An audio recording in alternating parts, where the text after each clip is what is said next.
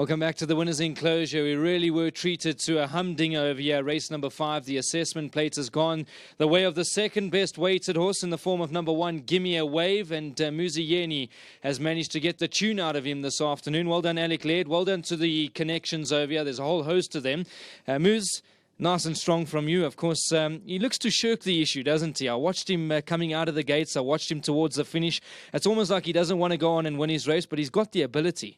Yes, from a young horse, we thought quite highly of him. We thought future race material, and stuff sometimes gets to his head and he doesn't put it all in. And I think last time Raymond tried to give him a chance and he looked to over-race. And same thing today. He came out sluggish, and next thing he looked to climb over him. Luckily, I had room on the inside.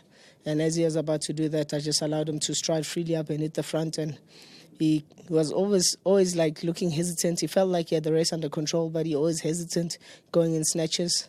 I know the lightweight horse on the inside with the claim 4, obviously 46-14 kgs, was going to look to make a threat. But I always felt like I had the race under control. I just needed him to put his mind to it, and which he managed to do. Just well done to Mr. Laird, and nice to pick up 2 winners for him. So thank you very much. And to his owners, best for Nikak. I don't want to leave anyone out. Just great team effort. Well done. Muz, I need to ask you another question quickly. What would you say his trip? Is he a 5 furlong, 6 furlong? Which do you think you go both? I think 1012, yeah. He's definitely a sprinter. He's got a lot of speed. And then with regards to the track, inside, outside, or is it fair all round? Well, obviously, if everyone's on the outside and chopping it up, and then there's only sand left, it's going to be quicker. There's obviously more grass coverage on the inside, in my opinion. So it was obviously a little bit slightly more testing, I felt. But it's where there's more coverage for the horses to gallop on, and I was drawn there. I elected to stay there. I didn't want to come next to the other horses and end up traveling too well. I wanted them switched off, even though I was in front. So when they came at me, I had something left, and it worked out. Well said. It's another one for your tally, so keep it up, Muz. Thank you very much. Thanks again to Mr. Laird and his owners.